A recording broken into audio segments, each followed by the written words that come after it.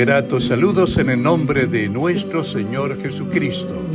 Les habla Guillermo Martínez, pastor de la Iglesia del Nazareno Emanuel, en la ciudad de Tucson, Arizona. Nos es grato presentar en esta ocasión a la licenciada Esther Pacheco, uno de los miembros de nuestra congregación. Tiene paz, mi sostén es Jesús.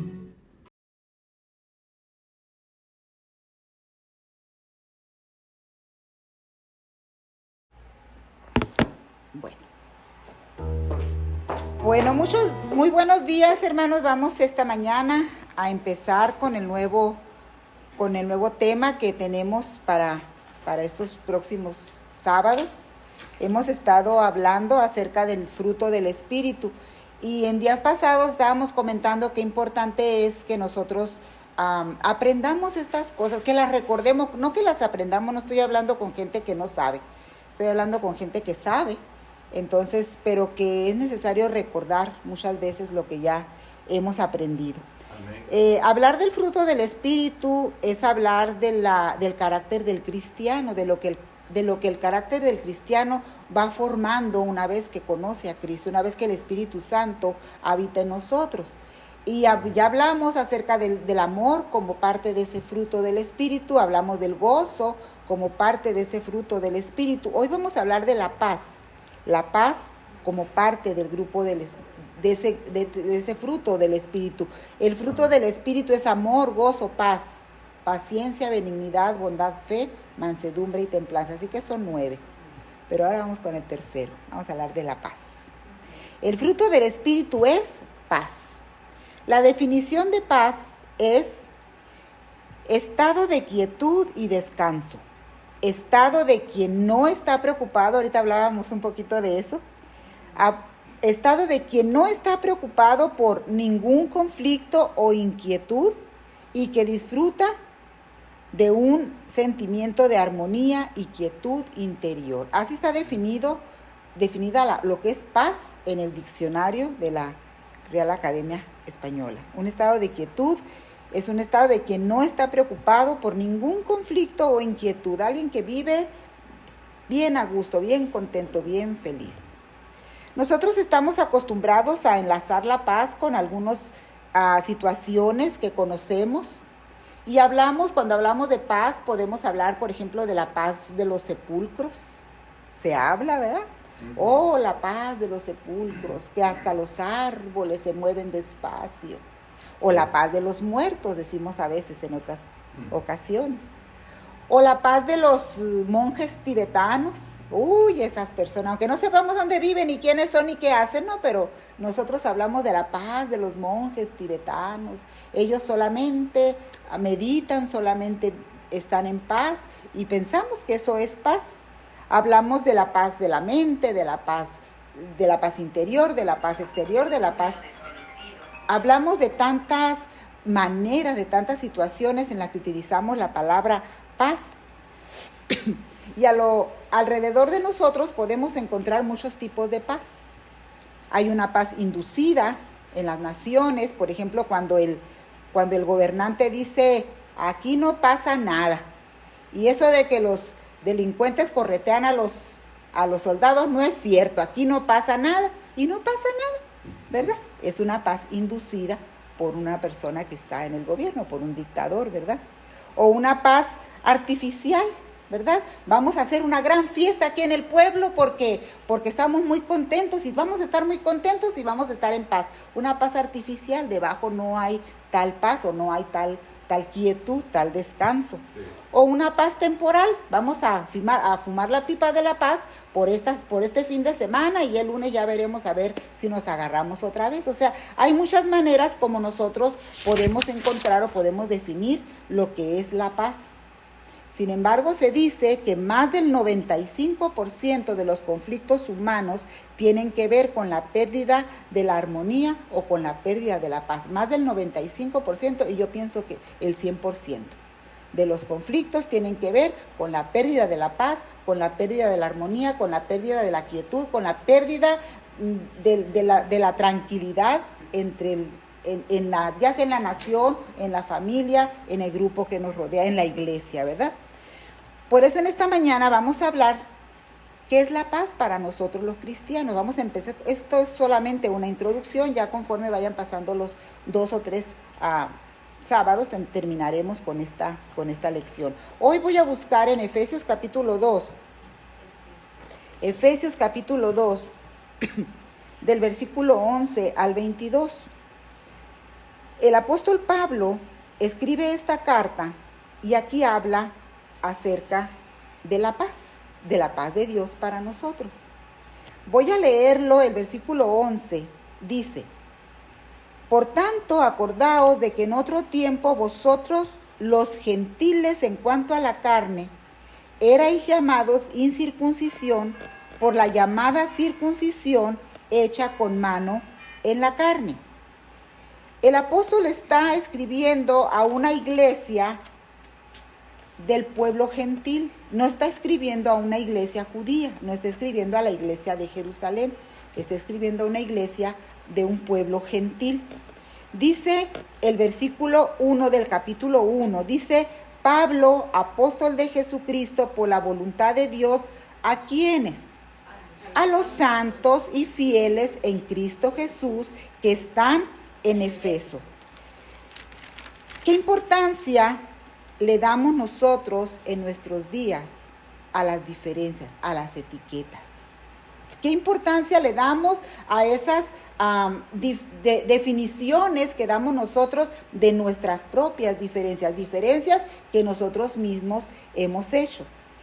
El apóstol Pablo está escribiendo la carta, no dice: Pablo, apóstol de Jesucristo, a ustedes, ¿se acuerdan en la otra carta que estábamos leyendo en Filipenses? Decía a los expatriados, ¿verdad? Es a un grupo específico de personas. Pero ahora dice a los santos y fieles en Cristo Jesús. Incluye a los judíos que estuvieran por ahí en Éfeso, incluye a los gentiles que estaban en Éfeso, incluye a todos aquellos que forman parte de la familia de Dios, que forman parte del grupo de personas reconciliadas con Dios a través de la sangre de Cristo. O sea, no hay una diferencia, no dice, bueno, gracia y paz a vosotros los que son judíos, gracia y paz a vosotros los que ya son bautizados, gracia y paz a vosotros los que oran todos los días, gracia y paz a vosotros. No, a todos los santos y fieles en Cristo Jesús. O sea, no está haciendo una diferencia. Sin embargo, en nuestros tiempos nosotros podemos pensar un poquito así como dice aquí en el capítulo 2, donde dice: en otro tiempo los gentiles en cuanto a la carne eran llamados incircuncisos por aquellos, por los que sí tienen circuncisión, por los que sí han sido circuncidados por los judíos, quiere decir. O sea, ustedes los gentiles han sido llamados distintos de aquellos que no son gentiles, de aquellos que son judíos. O sea, sí había o sí se da la diferenciación dentro de la iglesia. Sin embargo, Pablo no entra en ese conflicto de decir, bueno, ¿qué van a decir los hermanos judíos si les escribo a los hermanos gentiles? ¿O qué van a decir los hermanos gentiles que ya me volteé y ahora quiero a los judíos? O sea, él da un saludo en general para todos. En nuestros tiempos, hermanos, nosotros nos gusta mucho etiquetarnos unos a otros. Porque no hay paz en la iglesia del Señor. No en la iglesia local, aquí nos queremos mucho. Pero en la iglesia del Señor. ¿Por qué no hay paz? Porque aquellos se llaman, pues son los apostólicos. Aquellos, pues son los pentecostales. Aquellos, pues son los bautistas. Y aquellos, pues son los nazarenos, pues los del hermano López. Y aquellos, pues son los nazarenos del hermano Mar. O sea, ¿No les parece que de verdad nosotros estamos etiquetándonos unos a otros como si no tuviéramos al mismo Dios, como si no tuviéramos la misma Biblia? La Biblia dice, aquí donde estamos leyendo ahorita, que antes nosotros, usted y yo, y los del hermano Mari, del hermano López y los bautistas, y todos aquellos santos y fieles en Cristo Jesús, dice, antes, dice el versículo 12, estabais sin Cristo. Antes estabas alejado de la ciudadanía de Israel. Antes estabas ajeno a los pactos de la promesa. Antes no tenías esperanza y no tenías un Dios en el mundo. Pero ahora que eres nazareno, en Cristo Jesús, dice. Pero ahora que eres bautista, no. Pero ahora que eres apostólico, no. Pero ahora en Cristo Jesús, tú y yo, que en otro tiempo estábamos lejos, hemos sido hechos cercanos por la sangre de Cristo, porque Él es nuestra paz. Amén. Qué bonito, hermanos, cuando nosotros pensamos en que Cristo Jesús es nuestra paz, la mía, la de aquel, la del otro, la que se reúne el sábado, la del que se reúne el domingo, la del que se reúne en la tarde, la del que se reúne el miércoles. Él es nuestra paz y deberíamos de vivir como cristianos para fomentar esa paz, para no tener una paz inducida. Vamos a tener un culto unido. Sí, hermano, vamos a tener un culto unido. ¿Cuándo? El viernes. No podemos, hermano, no podemos en viernes nosotros. Bueno, vamos a tener un culto unido en domingo. No, hermano, ya tenemos el programa del domingo nosotros. O sea, eso es realmente la paz del pueblo de Dios. Cuando pienso yo, dice el apóstol Pablo, Él es nuestra paz. Él vive en ti, Él vive en mí, Él es nuestra paz. ¿Por qué? Dice, porque Él de ambos pueblos hizo uno, derribando la pared intermedia de separación. De ellos y de nosotros hizo un solo pueblo, un solo grupo de personas redimidas por la sangre de Cristo, y nos va a llevar juntos así, hermano, juntos así, con todas nuestras diferencias, ante la presencia de Dios para desposarnos como su iglesia, como su esposa. Somos su prometida, somos su novia, pero nosotros estamos haciendo diferencias unos con otros cuando Él ya derribó las paredes de separación e hizo nuestra paz. Es como si nosotros pensáramos aquí en la tierra que tenemos diferentes dioses. Tenemos diferentes, es diferente la salvación que tenemos, perdón, es diferente la manera de ser salvos que tenemos. Hermanos, no, dice, por su sangre, por su sacrificio, derribó la pared intermedia de separación, hizo un solo pueblo y reconcilió a su pueblo, dice, matando las enemistades. Qué fuerte está eso, dice, aboliendo en su carne las enemistades. Las enemistades que vienen de esos mandamientos, de esas ordenanzas. No estoy hablando de los mandamientos divinos, sino de los mandamientos de hombres. No, es que aquí no hacemos mucho escándalo, hermano. Aquí no nos gusta mucho el escándalo. Bájele tantito a su ruido. No, hermano, es que aquí no. No puede estar contento, ¿sí? Aquí no diga amén, hermano. Aquí hay que ser reverente. O sea, no son mandamientos tontos. Dice el Señor, dice el apóstol Pablo, el Señor derribó todas esas separaciones que nosotros hacemos de mandamientos, de ordenanzas de hombres para hacer un solo pueblo. Un solo grupo de personas santas que van a ser entregadas al Padre por Cristo Jesús, nuestro Salvador, el novio, el esposo de la iglesia. Hermanos, y qué feo que el Señor esté viendo una esposa rezongona, una esposa respondona, una esposa majadera, una esposa frustrante en el matrimonio. Como mujeres sabemos que a veces nos levantamos de malas y somos así. Pero qué feo que el Señor esté viendo una iglesia así todo el tiempo y que eso le vaya a presentar a su Padre Celestial. ¿Qué diferencias, hermanos, encontramos nosotros en nuestro mundo y que causa separación en la iglesia? Tenemos diferencias culturales. Venimos de diferentes, más aquí en los Estados Unidos, de diferentes culturas. Tenemos diferencias raciales. Por la raza de la cual venimos, tenemos diferencias también. Nacionalistas, ¿verdad? Yo soy mexicano, dice hermano Guillermo. Dice que es mexicano, pero no es, pues no es, hermano, no es mexicano. ¿Sí? O sea, no puede sentir como mexicano, no puede entendernos como mexicanos. Hace unos días estaba platicando con mi jefe y me comentó algo y me dijo, yo espero que tú lo entiendas. Le digo, yo lo entiendo perfectamente si soy mexicana, le digo yo. Y se estaba riendo. Le digo, yo entiendo, o sea, lo que me quieres decir lo entiendo así derecho como me lo dices. Así hablamos los mexicanos. Entonces, yo creo que así somos los mexicanos. ¿Cuántas otras diferencias? Tenemos diferencias intelectuales. A lo mejor usted fue a la universidad y yo no.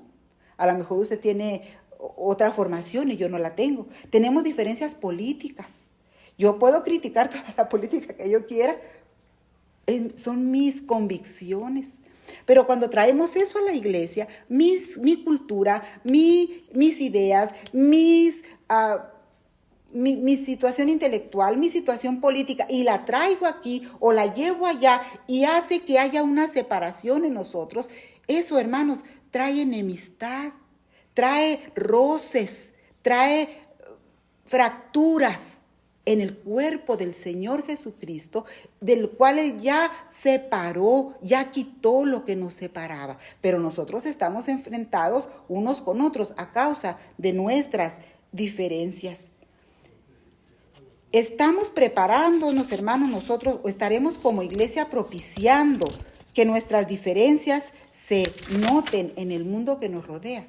Muchos dirán que sí, muchos dirán que no. Pero hay algunas diferencias en nosotros, en este lugar, en esta ciudad, que hacen que se rompa la armonía entre el pueblo, entre el cuerpo de Cristo. ¿Cuántas iglesias tenemos de la misma denominación, de la misma fe y orden? ¿Cuántas veces nos reunimos? Nos conocemos, no sabemos quiénes somos. No nos gusta juntarnos, porque aquel es muy escandaloso, porque aquel es muy calmado, porque aquellos son puros viejitos, porque aquellos se reúnen el sábado, porque aquellos esto, porque aquellos están muy jóvenes, porque se ponen los pantalones rotos. Y tenemos tantas diferencias que hacemos unos con otros, y ha hecho eso, que se pierda la armonía. Estoy hablando de la misma fe y orden. No me digan ustedes de otra denominación que ha sido comprada por la misma sangre, hermano, que cree en el mismo Dios, que va a ir al mismo cielo, que usa la misma palabra de Dios y predica el mismo evangelio que usted y yo, pero con ellos no, porque ellos tienen otras prácticas que a nosotros no nos convienen. No estoy hablando de herejías, no estoy hablando de los testigos de Jehová, ni estoy hablando de los mormones. Ellos sí no son mis hermanos, porque ellos no tienen a Cristo como su Salvador. Pero todos aquellos que predican a Cristo como Salvador, que tienen la fe en Cristo, que saben que el Espíritu Santo es el que ha cambiado su vida y que tienen una esperanza viva en Cristo, ellos son mis hermanos y son sus hermanos, y no debería haber diferencias entre nosotros. Pero estamos más enfocados en ver todas las diferencias, todo lo que ha roto la armonía del cuerpo del Señor, que ver nuestras semejanzas. Dice el versículo 19, ya vamos a terminar con esto, estoy en Efesios capítulo 2. Dice que mediante la cruz, dice el 16, reconciliar con Dios a ambos en un solo cuerpo, matando en ella las enemistades. Y vino y anunció las buenas nuevas de paz a vosotros y a mí también, que estábamos lejos, pero también a los que estaban cerca. Porque por medio de él, los unos y los otros, tenemos entrada por un mismo espíritu al Padre. Ellos y nosotros, hermanos, todos juntos. Y dice el 19, así que ya no sois extranjeros ni advenedizos, sino conciudadanos de los santos y miembros de la familia de Dios. ¿Quiénes? ¿Los nazarenos? No, también los bautistas, pero no les digan. También los pentecostales, también los apostólicos, todos aquellos que han tenido este encuentro con Cristo son miembros de la familia de Dios. Todos estos ya no son extranjeros ni advenedizos, sino conciudadanos juntamente con nosotros. Dice, edificados sobre el fundamento de los apóstoles y profetas. ¿Quiénes? Todos los que somos comprados por la sangre de Cristo, todos los santos y fieles en Cristo Jesús, en quien todo el edificio, bien coordinado, va creciendo para ser un templo santo en el Señor, en quien vosotros también sois juntamente edificados para morada de Dios en el Espíritu.